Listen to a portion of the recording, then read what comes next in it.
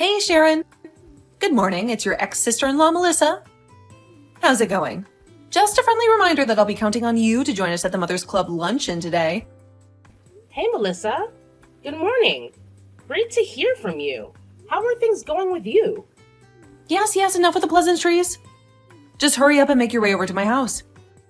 As the esteemed wife of a highly influential businessman and the illustrious leader of the Mothers Club, I'll graciously enlighten you about the vast disparity between our social statuses.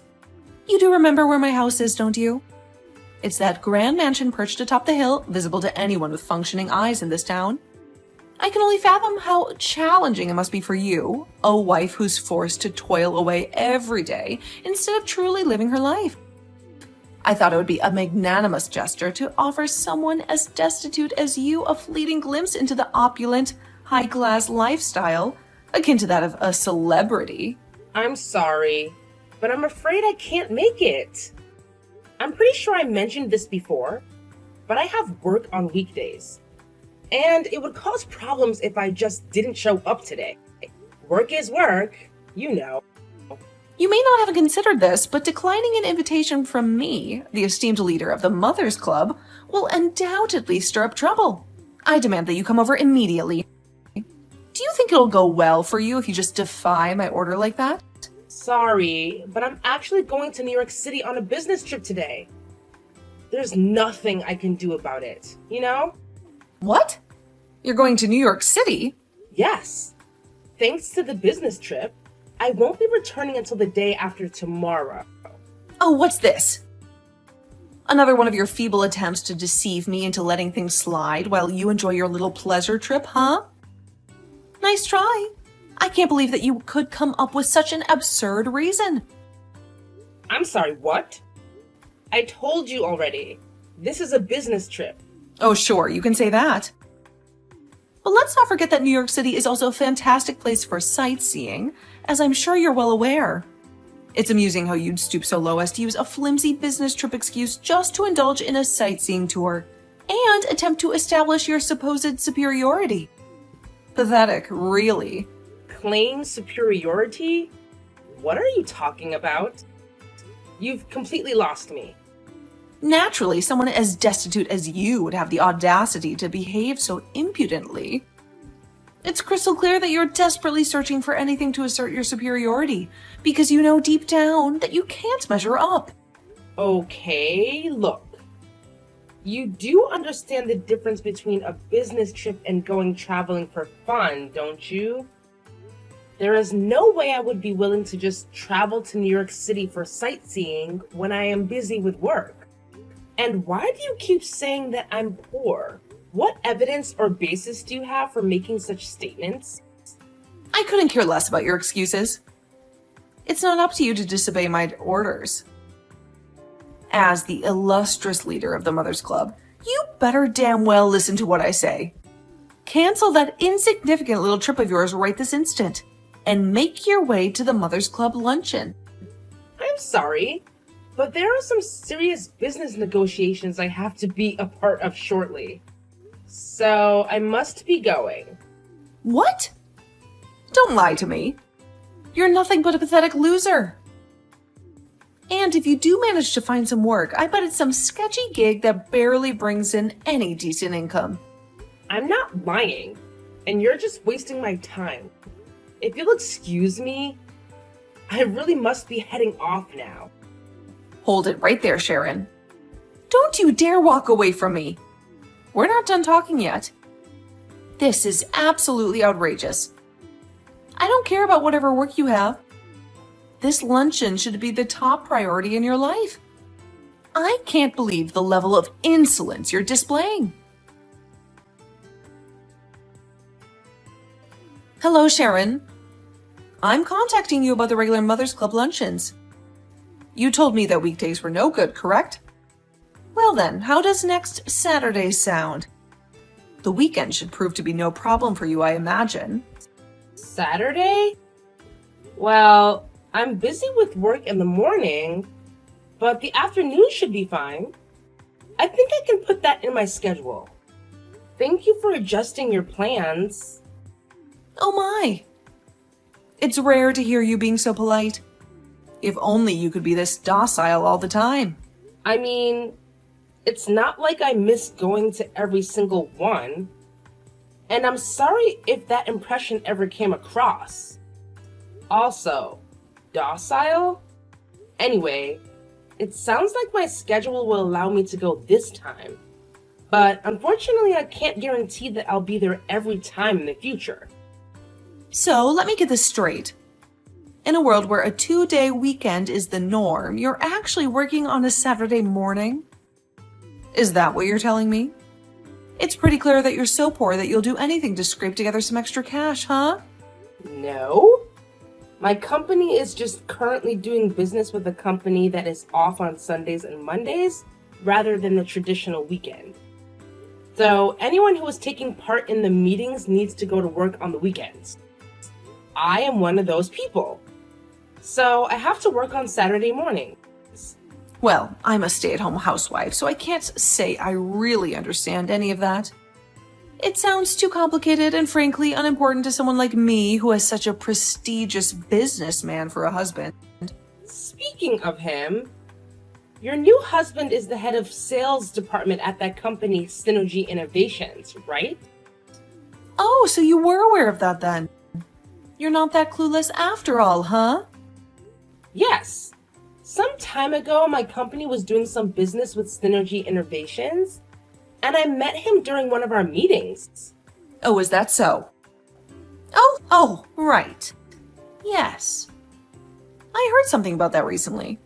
I think he mentioned seeing someone whose name matched one of the Mother's Club list. Well, if that's the case, then we can have a great talk about it at the next luncheon. Won't that just be fantastic? Yes, sure.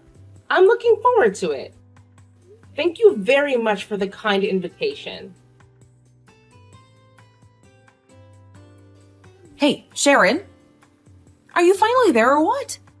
I bet you're already on your way, trying to make up for being fashionably late as usual. Don't keep everyone waiting, though. I'm sure they're used to your tardiness by now.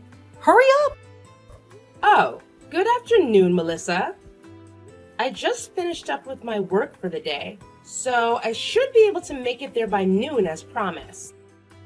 I've been preparing some of the best refreshments you've ever tasted, so I eagerly look forward to your arrival.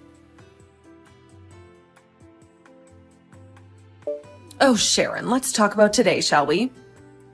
You stormed off in a huff just because a little tea got spilled on you? Seriously, why are you so touchy? It's not like the tea was scalding hot and would have actually burned you or anything. Geez, lighten up, drama queen. It doesn't matter if it was hot or cold. Throwing a drink in someone's face is wrong no matter how you look at it. Don't you realize that? Oh my. Look who's got a little temper tantrum going on. Seems like you've got a real short fuse, huh? Just so you know, all that stress isn't doing any favors for your health or your complexion. Maybe you should try exercising some self-control and not let your emotions run wild. It wouldn't hurt for you to be more reasonable, you know. The woman who splashed tea in my face at a public gathering is telling me to be reasonable? That's a laugh. Oh, look at you playing the victim card.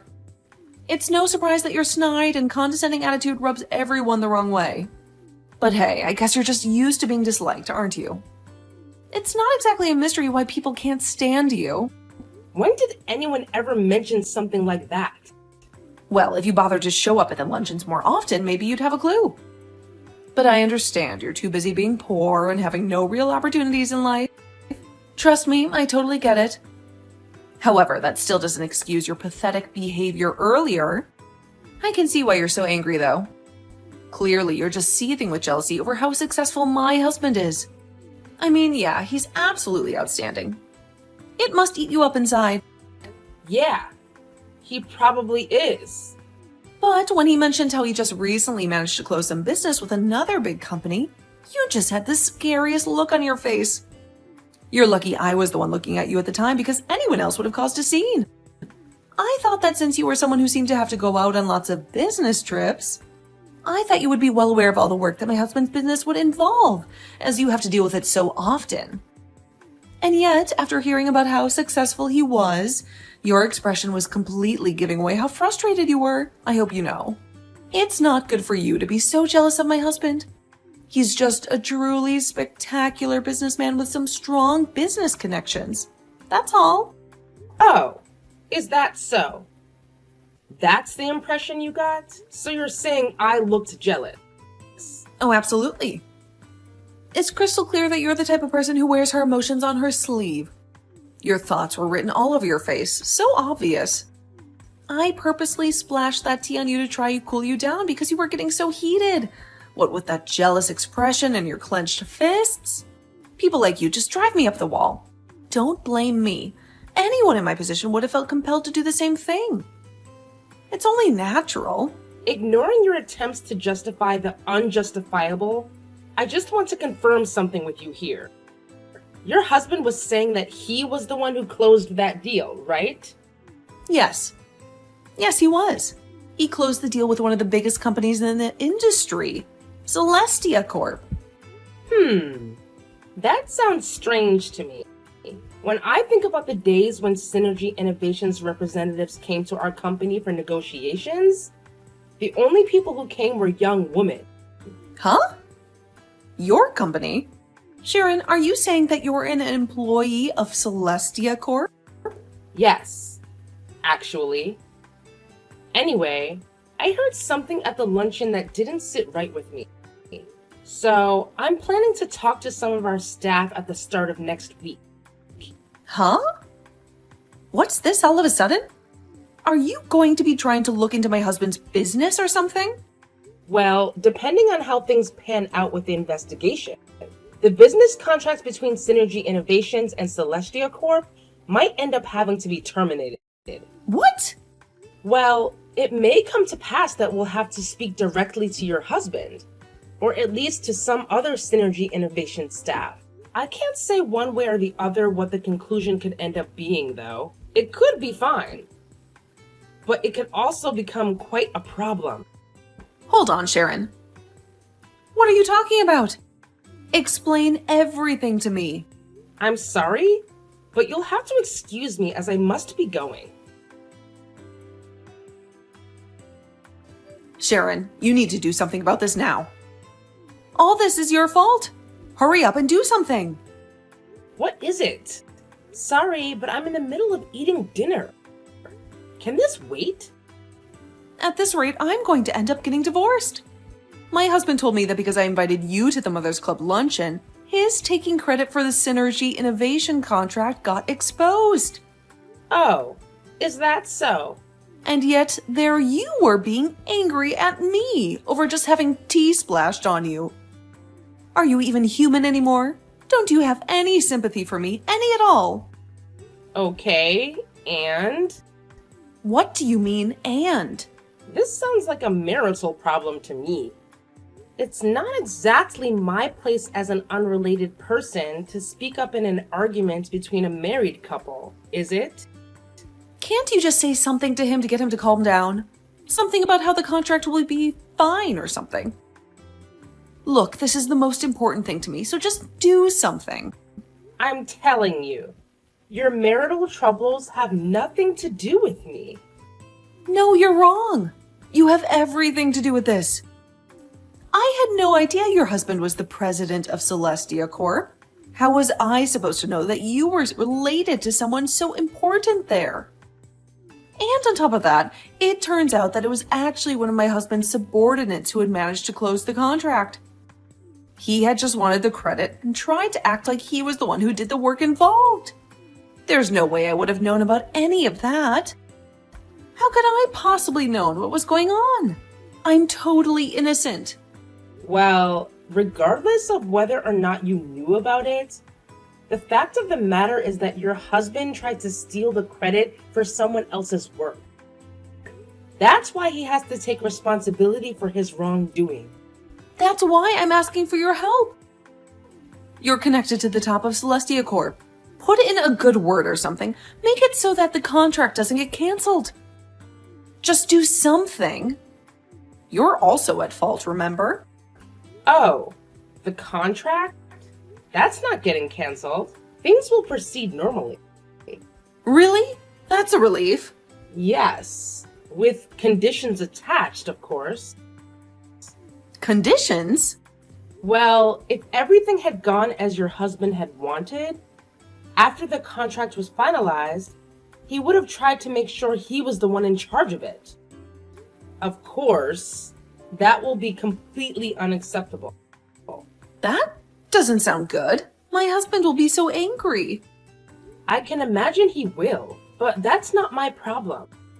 Anyway, if the woman I mentioned earlier who actually closed the deal becomes the one in charge of it, the contracts can remain, and business can continue. Of course, we have already informed the Synergy Innovations executives of these conditions. If that happens, then my husband will be removed from the project entirely. He might even end up getting fired. Please, it won't be any good if he gets kicked off. You need to do whatever you can to let him be in charge of the contract. If he's in charge, then everything will be all right. Look, I have told you already, haven't I? The executive staff of Synergy Innovations has already been notified. There's nothing else I can do at this point. They already know everything. Yes, this has become a problem between two companies. The scale of the issue has far surpassed that of one couple's marital dispute. All I did was splash some tea on you, and now you're acting like I committed some unforgivable crime. What on earth possessed you to go to such extreme lengths just to get back at me? Talk about an overreaction. Get a grip, will you? Melissa, I think you're misunderstanding things here. You splashing tea on my face had absolutely nothing to do with the precarious situation that has developed between Synergy Innovations and Celestia Corp. It didn't? Oh, thank God. Yes, the two events, while happening at similar times, were completely unrelated. The contract issue resulted solely from your husband trying to steal credit for closing the deal. Thanks to that, it became a company-spanning issue. As for you splashing tea on me, that was solely a private issue between you and me. I'll say it again. Those two events had nothing to do with each other. You splashing tea on me wasn't what caused the marital problems you are having now. I had no intention of trying to connect those two events together, nor do I now. Please keep that in mind, and don't get it mixed up anymore, okay? Sharon, what's going on? What did I just receive at my door? A man is telling me I've been served, and it says you're suing me for assault? You're trying to get damages? Why are you doing this to me? Good evening, Melissa. As poorly timed as ever, I see. I think it should be obvious what is happening, as you just described it to me yourself. Do you think splashing tea in my face wouldn't fall under the definition of assault? It could have been hot. I could have been horribly burned. What are you blabbering about? You claimed that you wouldn't seek revenge on me for accidentally splashing tea on you. And now you have the nerve to backtrack on your own words? How dare you?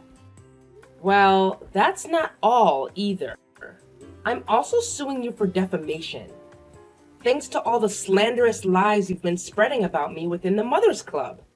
Things like how my household is so poor that we can only afford to eat expired and moldy food, or that I need to work shady jobs in order to pay off the extreme debt my family is saddled with, or that my frequent business trips are actually trips to see a man I've been having an affair with. Do you deny having spread these rumors around not only the Mothers Club, but much of our neighborhood? There may be people who actually believe those lies, and those lies have harmed my reputation within the community. That's why I'm suing you on both accounts. Don't you think you're taking things too far? A lawsuit is just going over the top. Look, I ended up getting divorced from my husband already. Isn't that enough for you? Why do you still have to hound me like this? You're such a terrible person, Sharon. And here I thought you were the best ex-sister-in-law I've ever had. Didn't I tell you? The two cases were completely unrelated. Thus, they would be dealt with separately. Of course, I would be happy to settle the case out of court if you would just pay me compensation for all of the distress you've caused me. What is going on? For you to be living in such a shabby apartment with only one bedroom, yet actually be married to a company president? You're practically a celebrity. It's completely unfair. I'm sorry, what? If I had known about that, I wouldn't have made such a stupid mistake. Okay. Putting aside how you sound like you think it would have been fine for you to treat me poorly if I actually were poor, that apartment you're talking about is just a place I'm renting to do remote work. Do you realize that? That is just some place you do remote work at? That's impossible. Well, our company started allowing employees to primarily work remotely around 2 years ago. But I'm not really the kind of person who can get work done at home. So I rented out a different place so I could focus properly. It's also close to my son's elementary school, so it's pretty convenient for taking him to and from school too. Our actual house is in a gated community a bit further out of town, in a more affluent area. Wait, a gated community? There's only one of those near here. And that's the richest area in the city. Don't tell me. You're actually living there? Look, there's nothing else relevant you want to ask, right? Hold up, are you serious? Nothing else relevant? I've got a ton of questions left, and you better be the one to answer them all. After all, you're the mastermind behind this chaotic disaster. You practically flipped my whole life around, and now you're acting like it's no big deal? Well, I can't say I really want to talk to you any longer, so your questions can instead go through my lawyer. She'll be in touch with you soon. As for me, I'll be going now. Goodbye. No, wait, don't go yet. Look, my husband is also trying to bring money out of me. I'm begging you. Please don't push forward with this. I've suffered enough. Please, just let it go. Please, talk to me, Sharon. After our last conversation, things took a turn. Melissa ended up settling the case by sending me the money I had requested. As for the money her now ex-husband was after, it seems like he was seeking some sort of retribution for her infidelity. Turns out she had been having an affair with another man, who was already a father himself. Her ex-husband was already in a tough spot, having been demoted and facing a significant pay cut as a consequence of his actions. But let me make it clear, the affair and his demotion were completely unrelated. He did everything in his power to make Melissa pay for her actions. It seems he even gains custody of their daughter, which means Melissa now has to provide child support for a child she no longer gets to see. So now, Melissa finds herself working tirelessly day and night to fulfill her financial obligations. Quite a departure from her previous life as a privileged housewife. Perhaps she'll learn a thing or two from this experience. However, since she's never worked a day in her life, she's struggling quite a bit. One day, she sent a text to everyone in the Mothers Club, complaining about how tough work was for her. Well, it seems everyone has had enough of her constant whining, so they simply blocked her to avoid dealing with it anymore.